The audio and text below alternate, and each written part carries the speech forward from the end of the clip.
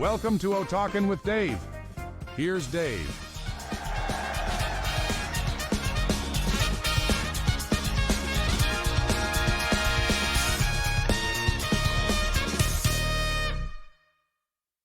Hey, how we doing out there?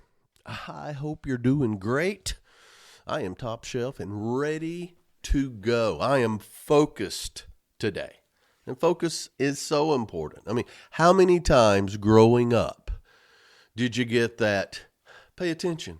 I mean, from your mom or your dad or your coach or your teacher or the preacher, whoever. I got it a lot, especially from dad. Pay attention. What were you thinking?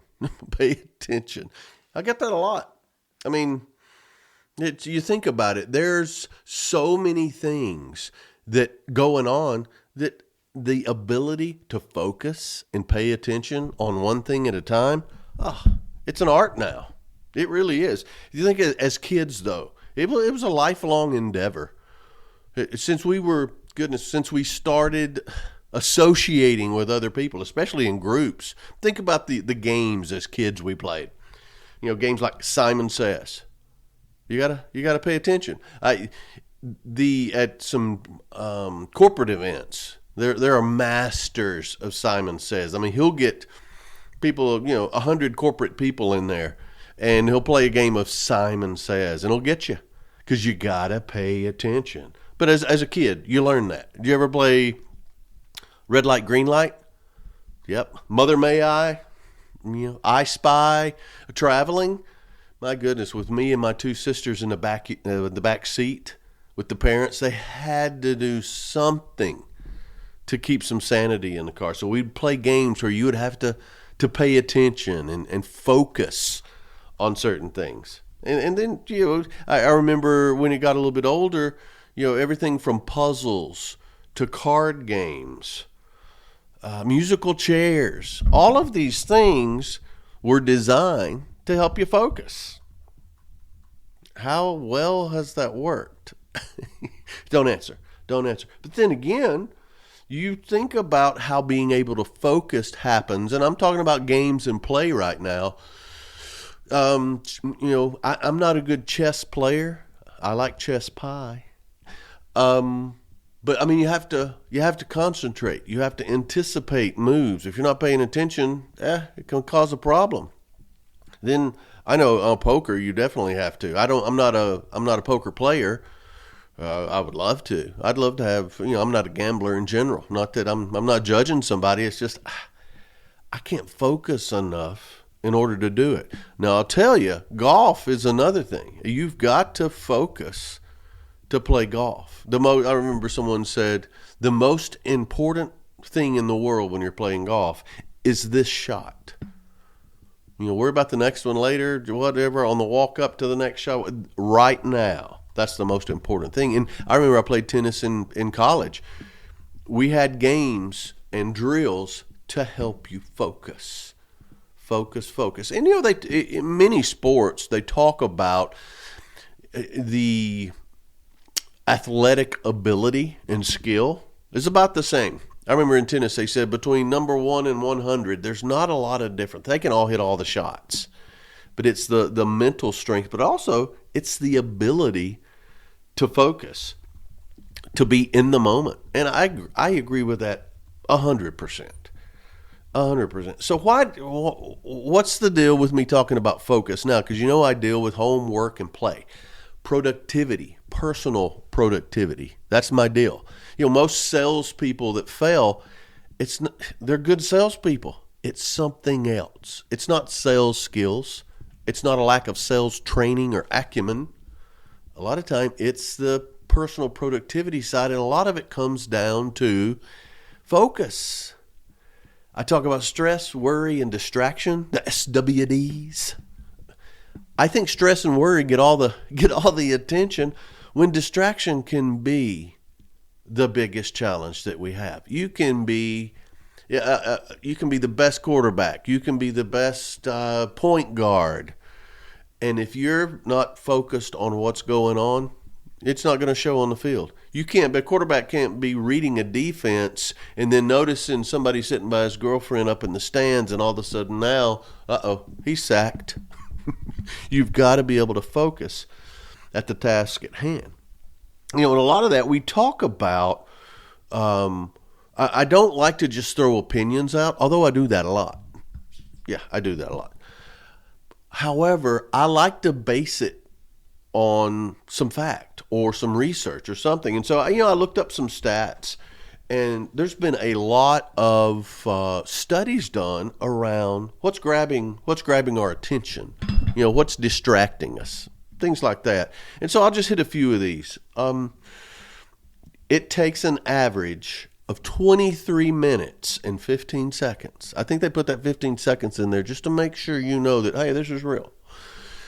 To regain a train of thought, once you're interrupted, now this is deep thought. This is when you're in the zone and focused on something. And let's think about it. When I think of that, I think of like programmers, computer programmers. They're just zoned in. I've seen it in movies. I'm not a programmer. When a lot of times when people are creating things, you get in the zone and time just goes away because you're so focused. I know in music, in the studio, you don't realize it, but you've been in there 12 hours because you're focused maybe on a particular part or on a transition, something like that. So when or maybe you're working on a project at work, or you're brainstorming, and things are starting to flow as the group, is coming together. When that interruption to that kind of flow happens, it takes an average of 23 minutes and 15 seconds to regain that. I really can't refute that, especially if it's in a group. This is talking about individuals, though. This is the one that got me. At work, in an office environment, the average person is interrupted 56 times a day. That's just interruption. Then you can think, you're probably thinking, well, that's low, or, I thought it was high, but now that I think about it, 56 times a day, and I'm not saying, don't beat me up. Are you talking about 8 hours or 12 hours? Well, please. The thing is, to recover from that, it's not as long because you're not in deep thought. You may be doing something and somebody stops to ask you a question. You answer the question and you move on. Maybe you have a conversation, whatever. When you look at it, though, and these aren't small sample sizes either. It's an average. Those 56 interruptions cost an average of 2 hours in regards to lack of productivity. That means stopping and starting, getting back to where I was. I might not have been in deep thought, but okay, I was answering emails, so I do this. Speaking of emails, the average person checks emails every 6 minutes. I know people that are well above average. I wrote in my books about, hey, but one of the things with productivity, your email is not a doorbell that you have to answer. It's not a phone that you have to answer, and it's so funny. When I wrote that, people actually answered their door and their phone. My doorbell rings, just shh. It's the outside world. My phone rings. Hey, let voicemail get it. Yeah, because people who know me know to text me. Don't call me. I'm not going to answer. I'm not going to answer. But the thing is, get this. Talking about doorbells and emails, 70% of work emails, how quick do you think we open them? From the time they arrive to when we open them. On average, you got any guesses? 6 seconds. That's the average. That's not discipline there. That's not focus. Now, maybe you're focused on something and you've been waiting on this email. Honestly, if you're so focused on that you got to get that email, you got to pick up the phone. And if you can't, find some other way. But you would probably be better off just to sit there and stare at your inbox. If you're that focused to where you answer it within 6 seconds, you're really not paying attention to what else is going on. So, but isn't that crazy? 6 seconds. And then some more studies. Digging a little more, Workers who engaged in focused, uninterrupted work for even 3 hours are more productive than someone less focused in a full day. I mean, it's just think about it. You get in that groove, and so a lot of this goes back to, okay, all right, what about remote working? I mean, COVID really put this on steroids. It was really started before COVID. COVID gets credit for it, and I think that's what mass-produced working from home. I couldn't go to an office all the time, but I never have. And when I have to, I try to be as productive as possible and get out of there. Just because out of the four walls, they start closing in on me after a little while. But I was curious about this because, okay, when you think productivity and being able to focus, what's more conducive? Going to work or working from home? And I was quite surprised with the results. But then when I thought about it, it makes, okay, well, that makes more sense. They studied 16,000 workers over 9 months. So not a small sample size and not a short period of time. But the people who worked from home were 13% more productive. I don't know how they rated it. I don't know all the numbers. But they said it was because a quieter environment and fewer interruptions. Okay, now I know working from home, if my wife and kids and dogs are home, that would not be the case.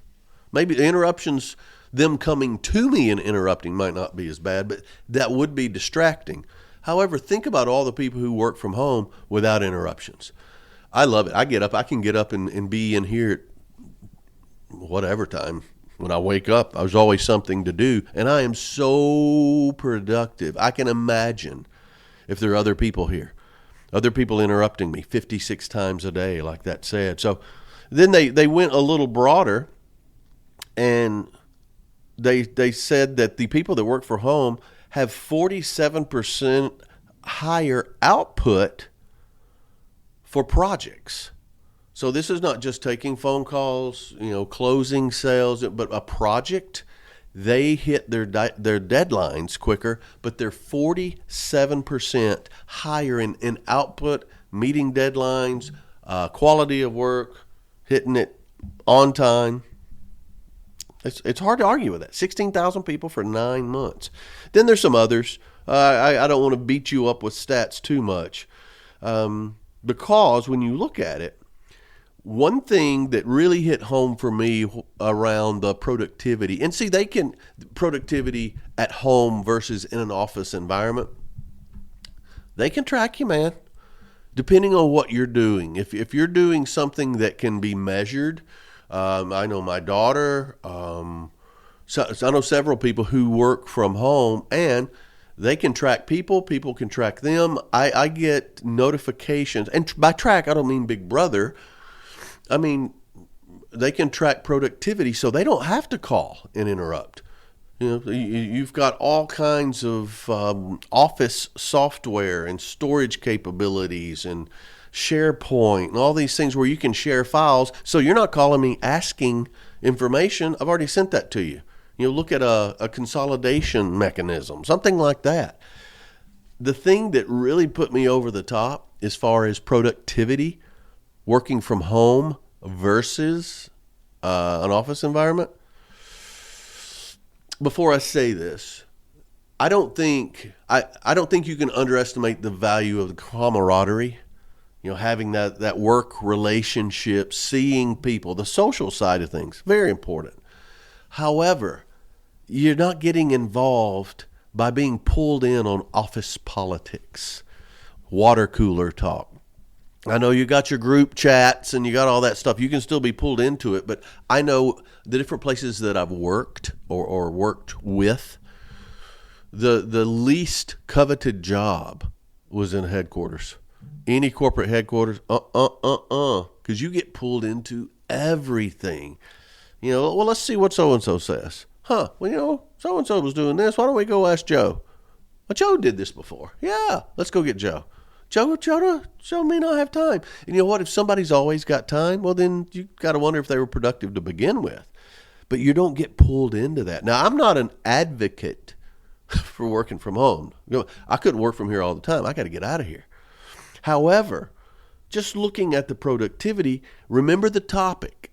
It's focus. How can we better focus? And what's the value of not having to commute? What distractions does that bring in? What unsafe things do we do on our commute? How much add? So, I can make cases for both sides and have. The thing is, you've got to understand focus is so important. Now, let's talk about my world. I consider myself a sales guy. Not just a sales guy, a road warrior. I like it on the road. Get me out there. The distractions and the things begging, demanding, taking your focus, it's everything. It's everything. Man, you know how I talk against multitasking. You're not getting anything done. You're 40% less productive. It's ridiculous. However, think about just the distractions of a salesperson that's traveling to make sales calls. Before the call, after the call, traveling from call to call. Oh, goodness gracious, just the restaurants and the traffic and whatever's on the radio. So many things can grab your focus to the point to where when you get to that important thing, let's go to the baseball analogy. When you get up to the plate, you got to forget the crowd. You got to forget the dugout. You got to forget everything else. You've got to focus on that ball, the pitcher throwing that ball. That's as a good analogy as I can get. Golf, the ball is sitting still. You've got to hit that thing and avoid trees, water, whatever. It doesn't matter what happened before. Don't think about after. They say visualize the shot, which is great, but you're still in that moment. That focus is so important. So let's just talk about some of the positives of when you can focus. When you can focus. First of all, it boosts motivation and energy, meaning I am in the moment. Home, work, or play. I'm in the moment. One thing that just came to my mind, a good example of distraction that makes it hard to focus. Remember when you were a senior in high school? Second semester, senioritis kicks in. It's an epidemic. I'm about to be done. 11 and a half years in, I can't focus on anything. Senioritis. Oh, it's a killer for focus. Vacation.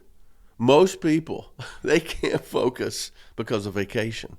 And that's a good thing. So these aren't detrimental things or bad things. However, they take away from the moment that you need to focus. So let's go on with the positive things around that. You're excited. It motivates you. It boosts your energy when you're doing something and focused on it. You whether you're anticipating, anticipation almost has a dopamine effect on you. It gets you excited. It helps you focus in a way through anticipation. It's wonderful, and the brain almost experiences it. It has the same thing, experiencing pleasure as if it had already happened. When you're focusing, your brain's thinking progress. We're moving along. You almost anticipate a positive result when you can focus because now you're dialed in. And I love it because it's a very positive thing. Also, it improves your mood. One of the things that I really push is anticipating something and starting something. In the whole getting to a good place process, it's not, hey, we're not solving problems here. We're just reducing the impact and getting to a good place with this right now. I use a weight loss journey or a new physical fitness regimen. You eat healthy one breakfast or jog 200 yards into a mile. All of a sudden now, oh yeah, okay, I'm excited. I'm making progress.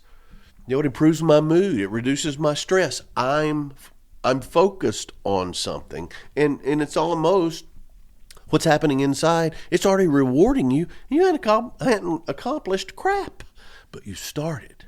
You focused on it enough to start it.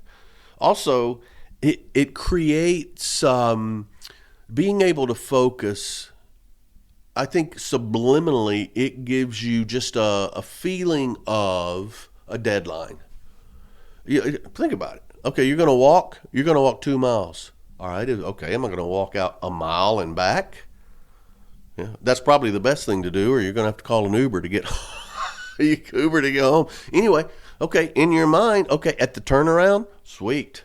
I'm halfway there, and you can see the prize at the end. That's focus. That's focus. It helps. It creates that natural deadline, and you anticipate the end, whether the end is relief, whether the end is reward. Same thing.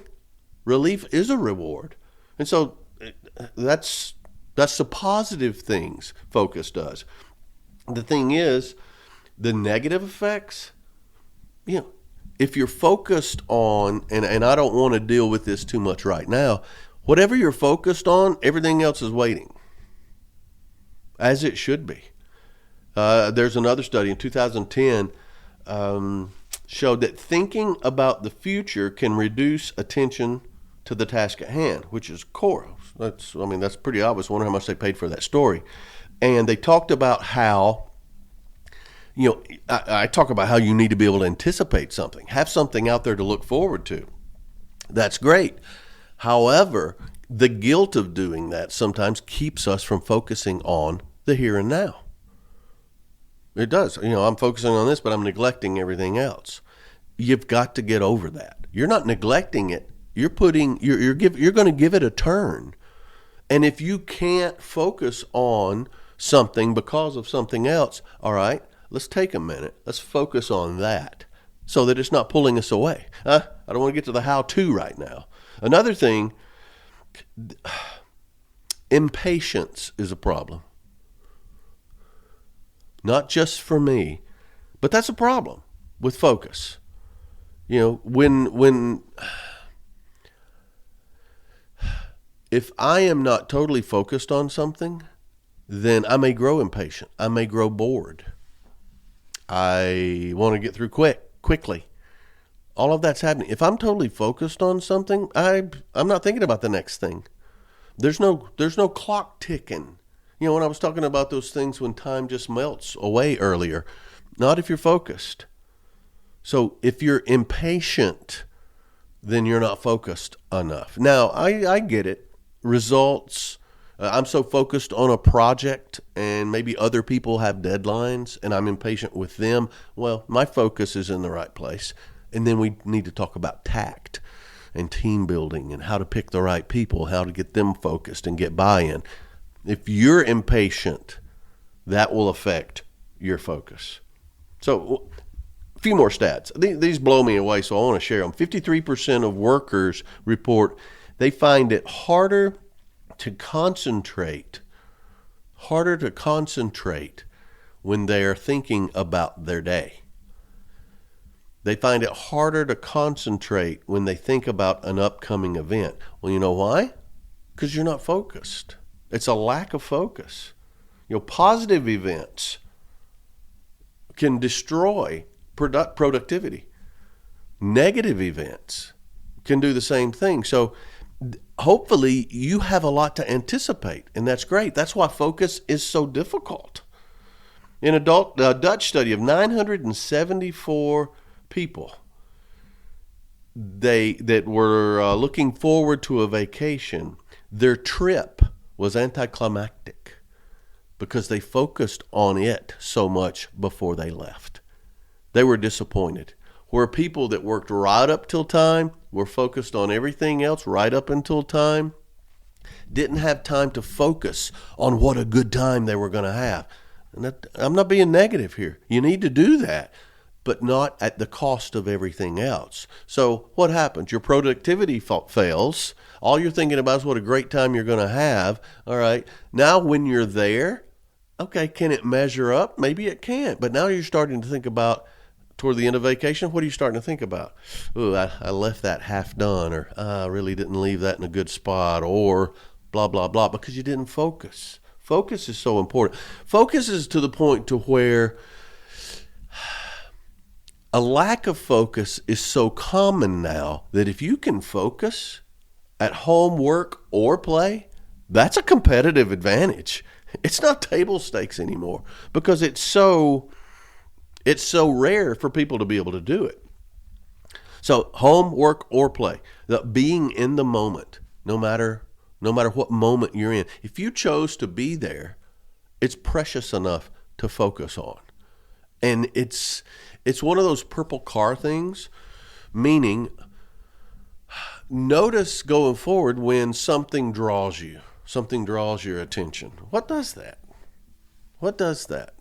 Do you let it? Of course you let it if it happens. What are some steps to hopefully prevent it or diminish it? Or maybe, hey, my focus needs to shift now. What do you do in those cases? So all these things are very important. But when you are focused on what you're doing, not multitasking, you're focused on what you're doing, you finish faster. You complete the task quicker. My whole thing around don't multitask. You finish quicker. A lot of times, you finish twice as fast. Multitasking reduces your productivity by 40%. That's almost twice as fast. So when you're focused, and I'll get to the how-to in a minute. When you're focused, people can usually tell. And your response when you are interrupted, people will usually learn that. And so there's things that we can do, and we'll talk to that. But also, not only do you do it quicker, you're producing a higher quality product. When you do that, it builds momentum, and now you get more. And if you're lazy, focus is not for you, and that's good, because if you're lazy, you don't want more. If you need free time and time to do nothing, that's not lazy.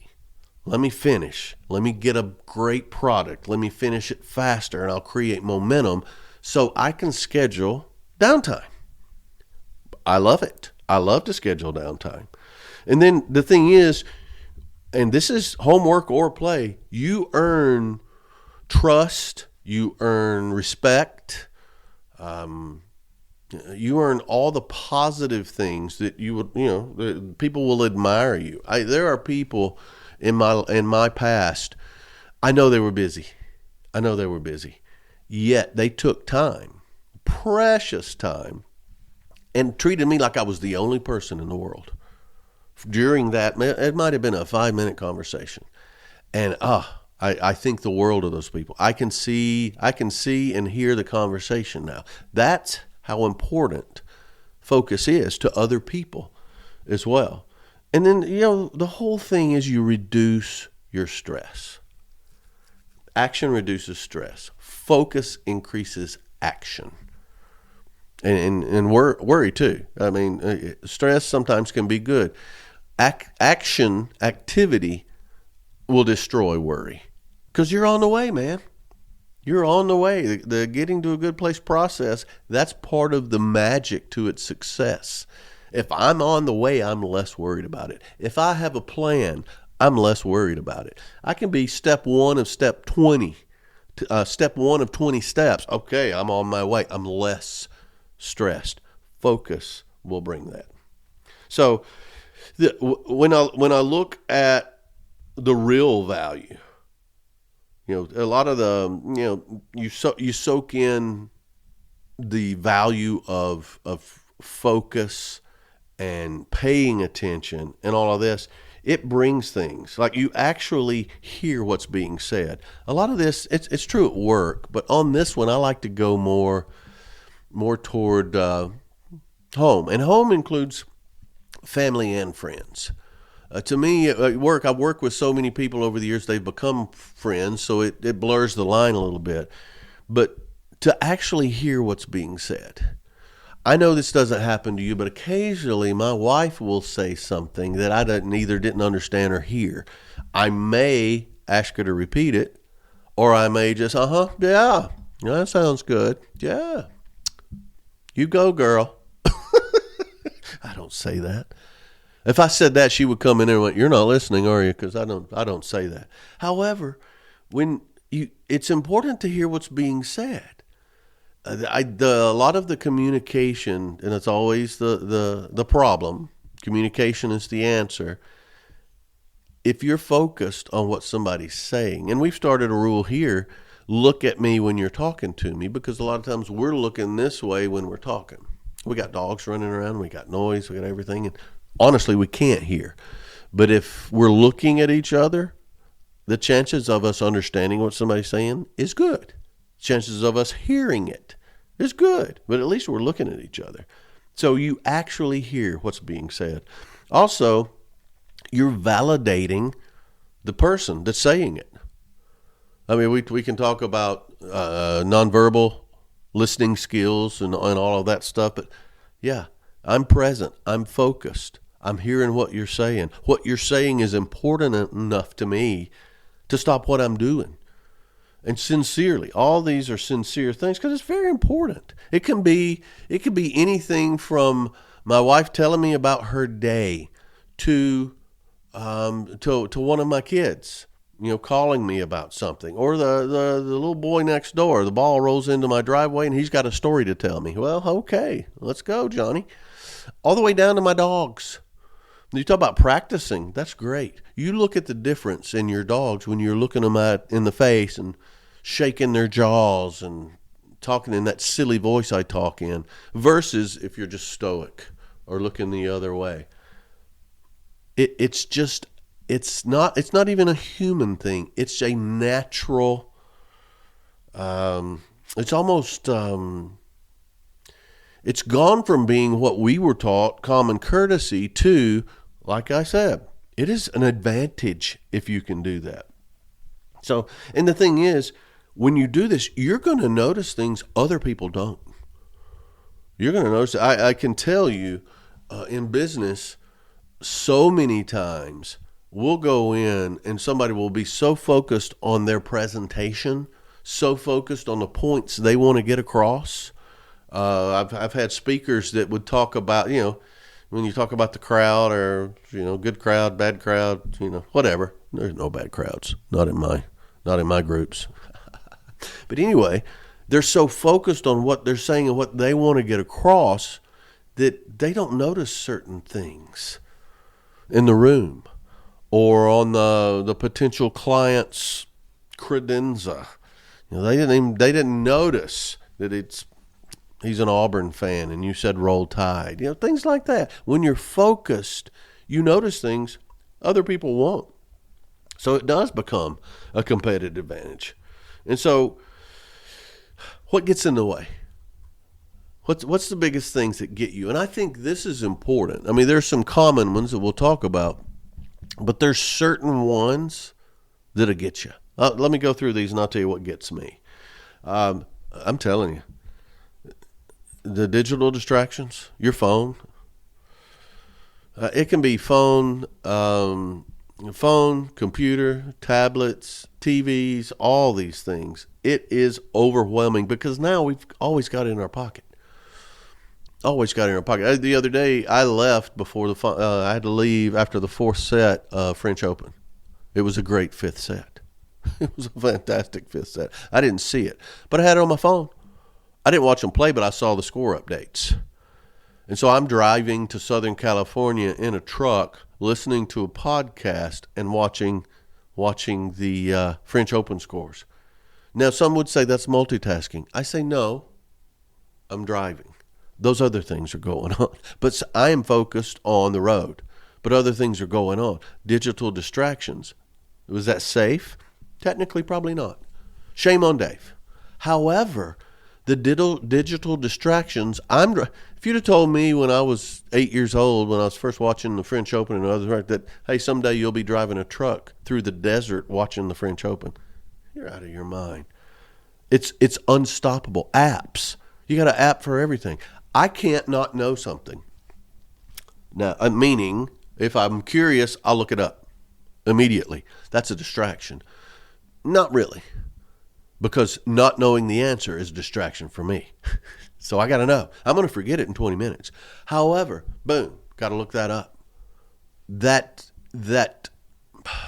blessing is a curse. Hashtag blessed, hashtag cursed. More on that.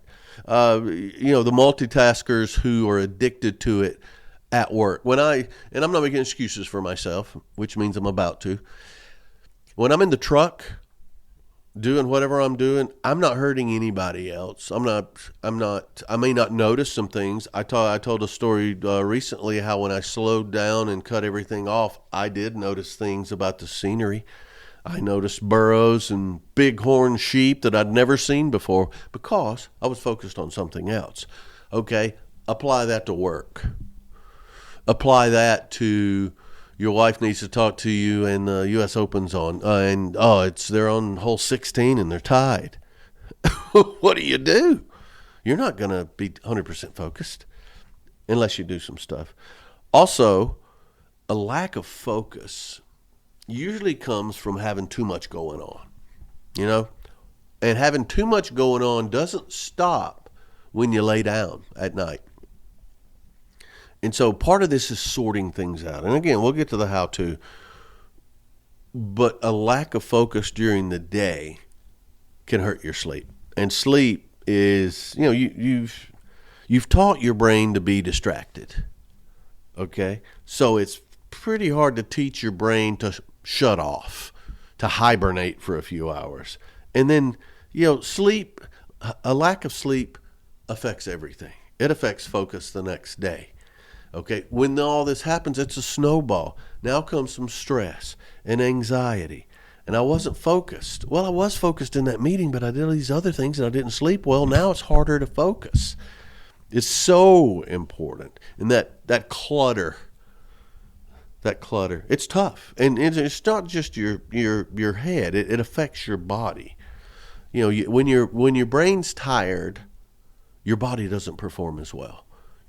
Muscle memory takes over sometimes if you're in sports and doing that stuff, but still, you need to be able to charge those things, and that's through sleep. So it's important. I mean, there's some not so obvious things too. Some people, and I don't know that I've ever had some of these things, but in the studies, some people had a fear of finishing, meaning, get this, and I've seen project managers who they don't have a specific mandate from upper management as far as a time frame. Well, they have a fear of finishing because, okay, what's next? Or I put my heart and soul into this. I want it to be over. I don't want it to be over. I heard some interviews with some documentaries on some. That's why some of these documentaries are, multi episode.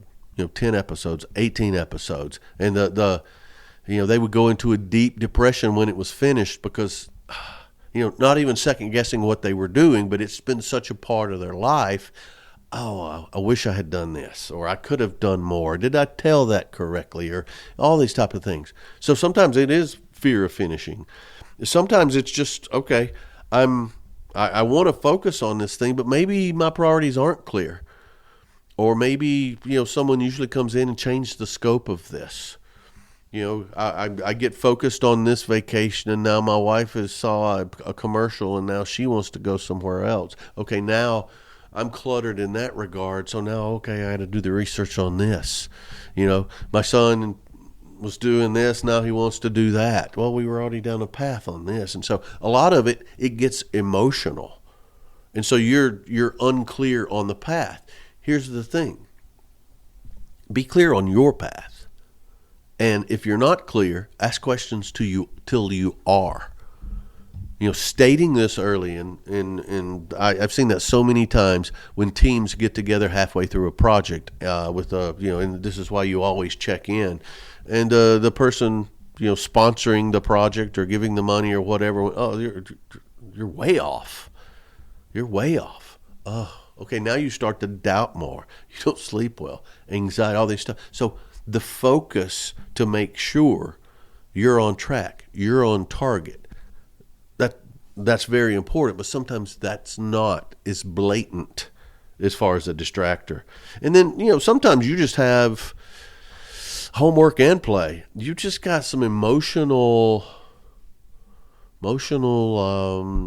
mold or residue or something about a topic. It can be, it can be in sports. You've given up a big lead several times. I've seen this in tennis all the time. The nerves set in. They're way up, but this happened a few years back, and they blew a 3 break in the third set, and end up losing in a tiebreaker. That starts to come back, and that seeps in from the past. We would call that a weed, and it impacts your focus. It can be so many things. It can be everything. So many deals. There's some long-term deals to where it takes many steps. And how many times have you got to the very end and they didn't pick you, they picked your competitor, and maybe you don't know why, or maybe you hated that guy, or whatever the reason. Some of that residue creeps in and affects your focus. Instead of focusing on the task at hand, you get on these emotional things. Okay, so once a person learns how to truly focus, it's transformational. It's transformational.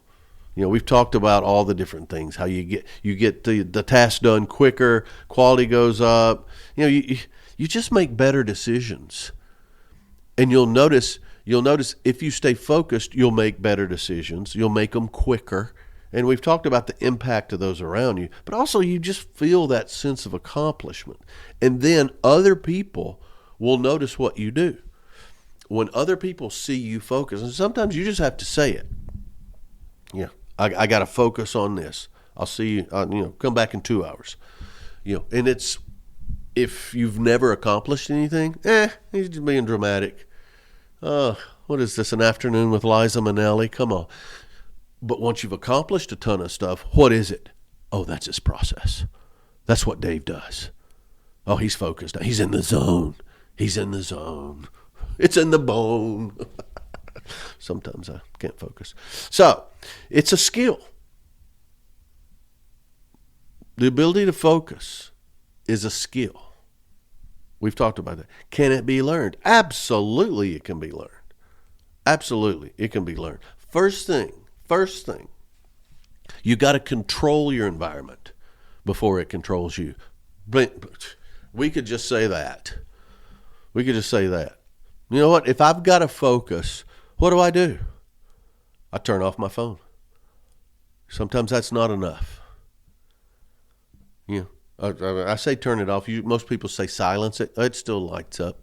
Leave it in the other room. Turn it off, leave it. Turn it off, put it in a drawer, leave it in your other room. Turn it off, leave it in a drawer in another house. Whatever you got to do. Turn the phone off. Please. Make sure your workspace is ready for work. It's ready for this. Here's all the things I'm going to need. What does a pilot do before they take off? Do I really know? No. I got a lot of pilot friends. But what I hear is they're in the cockpit. They do all these checks. Have they done those checks before? Yes. Are there a lot of checks? Yes. A cockpit is arranged so that the pilot, everything is within, arm's reach. So they can get to everything right there, no matter the situation.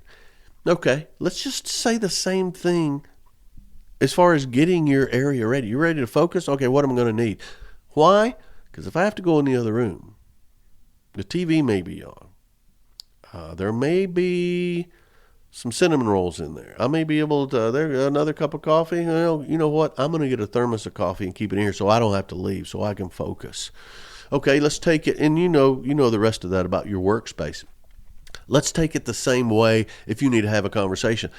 Stephanie, she'll tell me, I need to talk to you about something. When's a good time? And we'll do it, and we'll do all of these things for that conversation. When we're on our game, we don't always do it. And when we don't, we usually don't focus as well. If you're going to work on sports, if you're going to work on playtime, if you need to finish, if you want to, look, I want I want to start this book. I want to read 3 or 4 chapters in this book. What have you got to do? You've got to get your environment right before you start. And then you can, just different tools. You can use your tools. I don't want to think about anything else. I'm going to spend an hour doing this. Okay. Set an alarm for an hour. Now, I know some of you, especially Gary, you said put your phone in the, well, you can set a different kind of alarm. Once you get better at this, maybe you don't have to put your phone in a neighbor's kitchen in order to focus. But you can set an alarm on the microwave. You can set an alarm many different ways. But that way, the value of that is, okay, I'm going to take an hour. If you're getting into it and all of a sudden you think, what have I got to do next? Okay, how many more pages have I got? No, I'm going to read till the alarm goes off. It's not going to go over an hour. You set this time aside. You got to trust it. So, boom, you've got your environment right. Set the stage. Set the stage for focus. Then,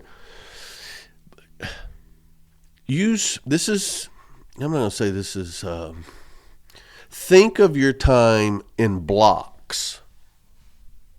Just blocks. I do a 3-block system. You know that. I love it. I still love it after these many years. But a lot of people will just make a to-do list. Here's 8 things I've got to do tomorrow. Yeah. And then they wonder why they didn't finish it. I didn't get to it. And that's where the 3-block system came from. Productivity is about getting things done, not doing things. Giddy up. So, if you schedule specific blocks of time, you've got 8 things to do. Okay, I'll do these 2 things between 8 and 10 in the morning. I'll get that knocked out. And then I'll get these 2 things because I want to be in this area. I'll have those done by lunch. Okay, and if you do it that way, you're not so tied to a specific time. Now, you're going to get it done by 10 o'clock. That's great. All right, well, get on it. And you're probably going to find if you don't focus on the time and focus on the task, you're going to have it done way before 10 o'clock. But here's the problem. If you focus on a to-do list without not setting it to a particular block of time, you'll always get to it. You'll always get to it until about 2 in the afternoon, and you've got 7 of the 8 things still left to do, and you'll start to give up. And you won't, but here's the thing, staying on topic, you may not give up on them, but you're not going to be able to focus. You can focus on 2 things by 10 o'clock. At 3 o'clock, 2 o'clock, you got 7 things left, you're just going to try to get them done or give up and wait till next day. That's it. So use blocks of time rather than just a to-do list. Okay, that's a big one. And once you master that, you're going to be, and just to go back to the 3-block system, I was overwhelmed getting 3/4 of my to-do list done a day. By focusing, which is the bottom line, it's a longer story than that, I was able to get, in the course of a month, 2 days worth done in a day. It was all about focus. I think I've told that story so many times. I didn't tell it to begin with, but that's what it is. Then sometimes you've got to practice the one thing at a time. And that's knowing things that distract you. So some of the things I didn't say earlier in overall distractions, a song will distract me. If it's a certain song, when Brandy comes on, I got to sing it. If I don't sing, I'm doing something, but it's a distraction. My train of thought is gone. There's certain songs, certain Van Halen songs, certain metal songs, just a good, so I have to turn the music off. Now, some things I'm doing, it's okay. I can do it with the music going, and it actually helps, like a project outside or something that I don't have to focus and think about. I just have to do. That's different, but it's very distracting. It's very distracting. If I am concerned about one of my kids or one of my dogs or my wife, it's hard to focus. I have to get that right. I need to send a text. I need to talk to them. I need to know that everything's okay. Or we're going to talk tonight at 6 o'clock. Okay, all right. Now I can focus on something for the next couple of hours because I know, first of all, everything's okay. Secondly, we can go into the details later. I got to focus right now. Then you've got I talked about this. If you're not clear on something, ask questions. Ask questions. Find out. What are the priorities? At work, you get halfway through a project and you find out you're nowhere close to it. You need to be ruthless about being clear. Ruthless about being clear on things. You can't solve specific problems with general questions or general solutions. No way. Nothing fuzzy here. Focus does not allow fuzzy. Be crystal clear and be ruthless until you are. Okay, here's the deal. We need to be here at this time. Traffic could be bad, so let's leave at this time. That way, we're going to be a little early. However, I can't depend on other people to do this, so what are some other aspects? You got to make it absolutely clear the expectation, both in transmitting and receiving. Hey, the task. If the task can't be defined in one sentence, the task is too big. Maybe okay, my focus for the next 30 minutes is to write a paragraph about this topic for us to brainstorm on and then get tighter and tighter. But I need to write that paragraph on for an intro. That's it. I'm not writing a paper. I'm not writing a book. I need a paragraph. I got to focus for 30 minutes on this paragraph that's an introduction to this topic. Boom. Or you tell somebody that. You got to know why it matters. Why am I asking you to do this? Why are you asking me to do this? How does this fit into whatever? And if they tell you, don't worry about it, here's what I need you to do. Okay, get clarity. Focus can't be fuzzy. And then, I think you need to train recovery as much as intensity. I had it said a different way, and I didn't really want to say it that way.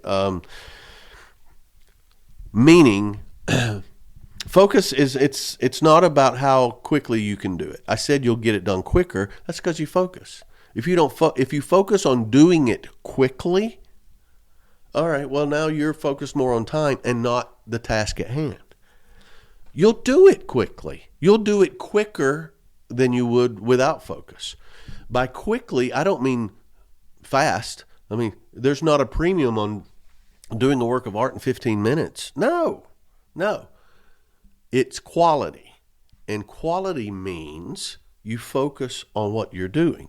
It also means, all right, how do I recover? How do I get back on track? I can't control everything, but when something does interrupt me, when I am distracted, I need to be as good at recovering from that as I am being intensely focused on something, because something may draw it. So focus on that recovery. Schedule, if you know something's going to happen, schedule breaks. We've talked about setting the environment, but schedule breaks so that you can relax and get back into it and be intense again. But you've scheduled those. That way you in the gym, you work hard and then you recover. And then you work hard and then you recover. You got off days. Everybody takes off days when they're doing workout routines. You have to have time to where you can recover so you can keep that intensity. I know people that would, I remember in shift work, they used to come in and, if they finished early, they'd send them home early. All right.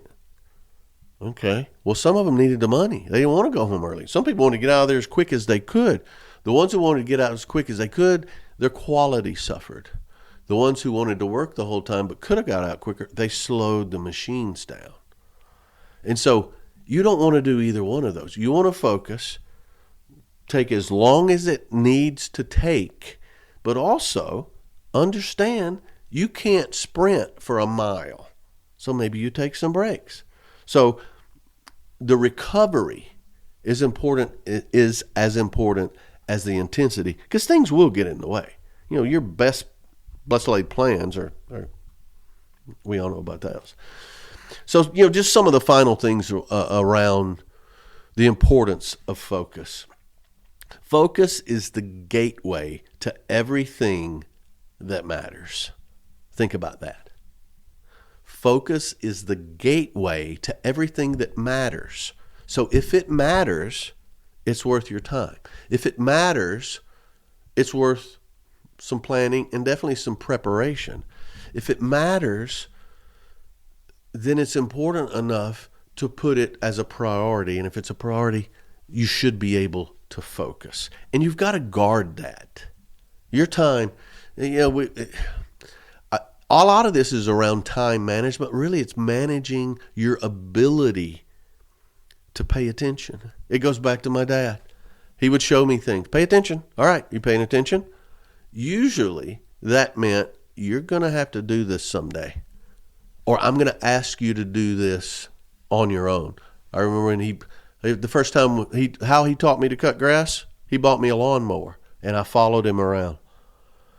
Okay, my wheels needed to be, my inside wheels needed to be next to his outside wheels behind him, and it made a little line in the ground, and I followed it. Boom, I followed it. After a while, that was when cutting grass was fun. But he demonstrated. You paying attention? And he would show me how certain things, and he always used his hands when he was working on stuff. Whether it was a cog or he taught me with his hands about a clutch assembly. All of that. You paying attention? Okay, now look. Okay, that was his way of saying this is important. So focus. First of all, you got to decide what matters.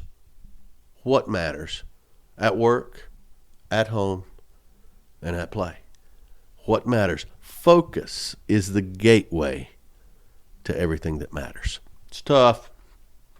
It's tough. You got to practice. You got to understand when, I blew this one. Okay, the recovery is important as the intensity.